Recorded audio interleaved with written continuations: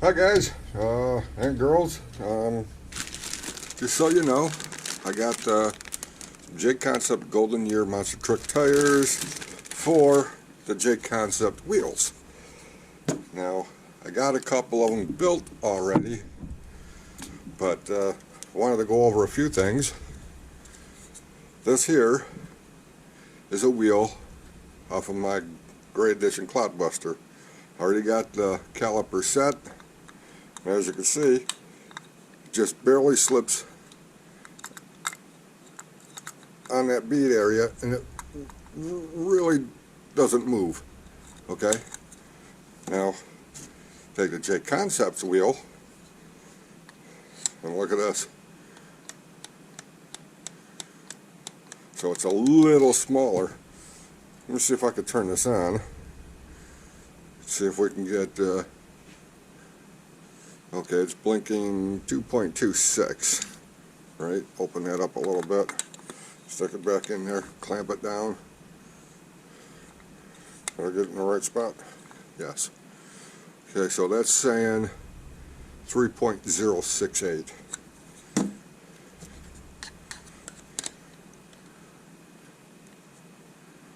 That's 2.983.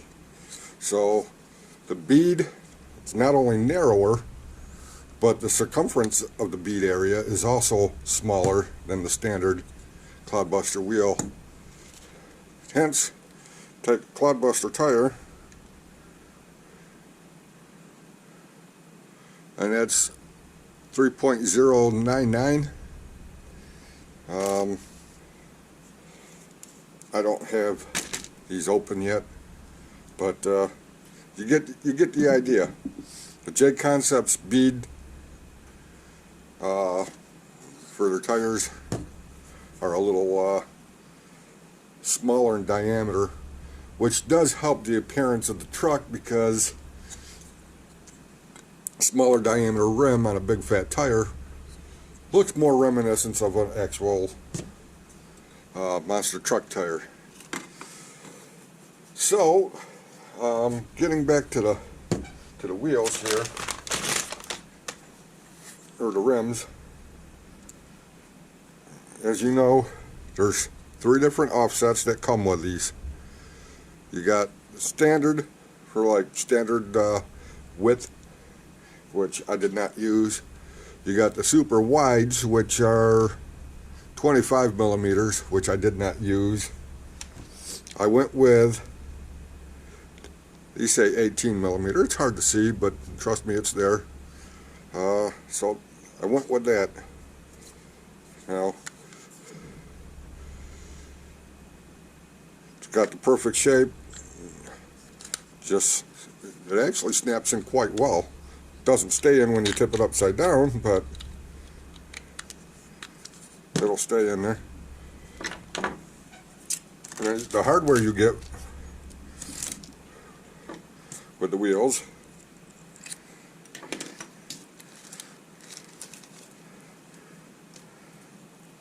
aside from the serrated nuts, anybody who owns a Clodbuster knows that serrated wheel nuts are probably some of the best things you get, because with a Clod, it's always a good idea to check your wheel nuts before and after each run.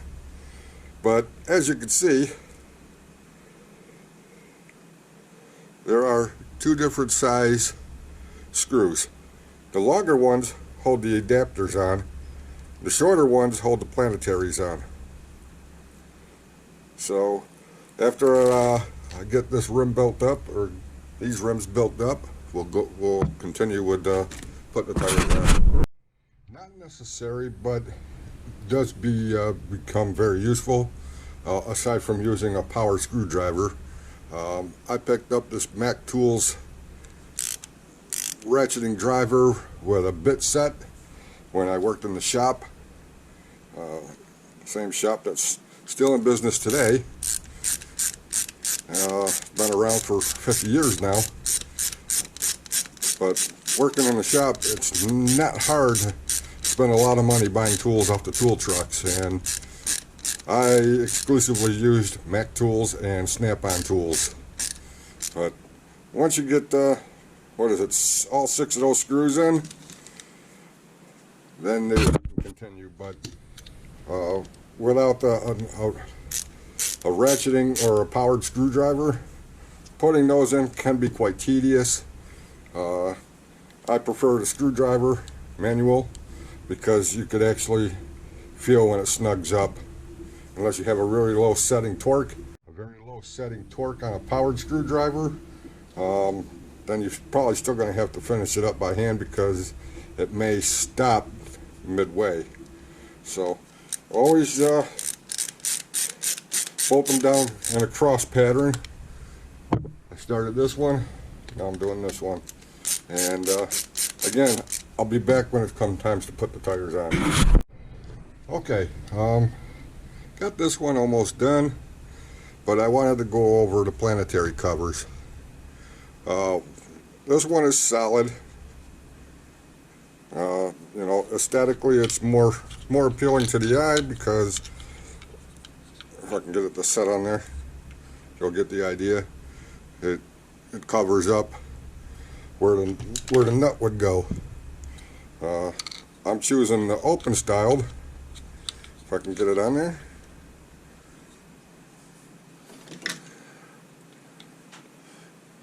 Like this, for basically one reason only. If you have to check your wheel nuts before and after every run, I don't have to pull the planetary off, which is another 6 screws. Take it off, you know, compared to the solid one. You have to take it off, tighten up your nut, put the planetary back on, tighten up the 6 screws again, and do that constantly. I'm going to do this and use the open one. It's not as appealing to the eyes, but you know, I can get to the wheel nut without removing the planetary cover. So that's my idea. Okay guys, about ready to open up these JConcepts Golden Year monster truck tires. There's the number, what they fit, the compound I'm using, and I did put a new blade in this thing, so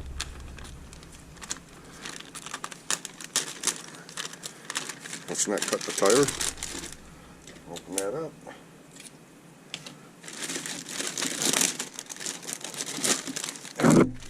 They are sticky, gotta give you that. They do come with foams, and you can see the blue dot for the blue compound. They make them in gold, which is softer, I believe, but these are quite soft compared to the stiff clod tire, and you can see how they look in comparison. Yeah, they might be a tad bit shorter, maybe. You know, I didn't measure them, but they don't appear to be quite as wide. But either way, the tricky part is getting the tire on the foam without bunching this thing up. And a step that a lot of people will neglect before gluing tires is to take some of your isopropyl alcohol,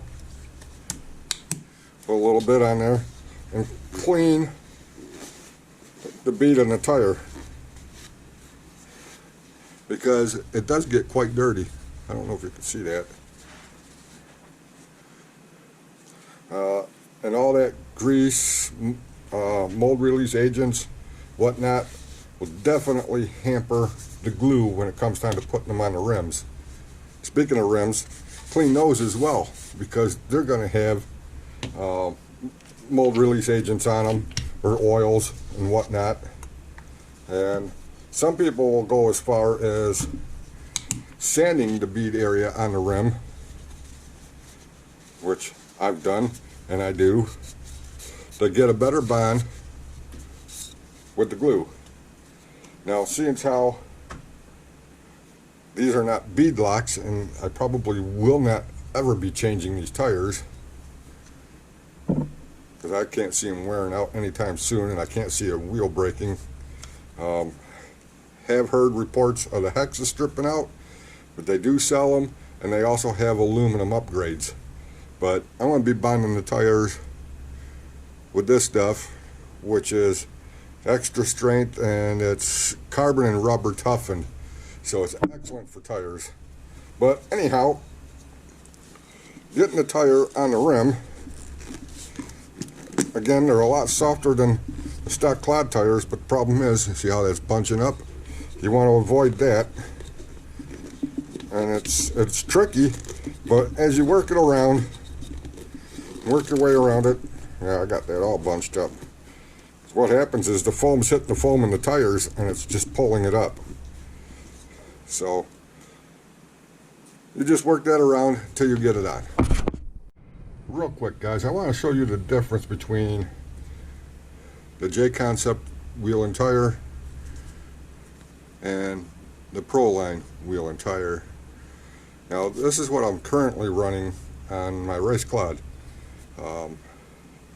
Got a very flat, square, short tire, but the wheels do accept factory Clodbuster tires and other ones of that same bead area or bead size.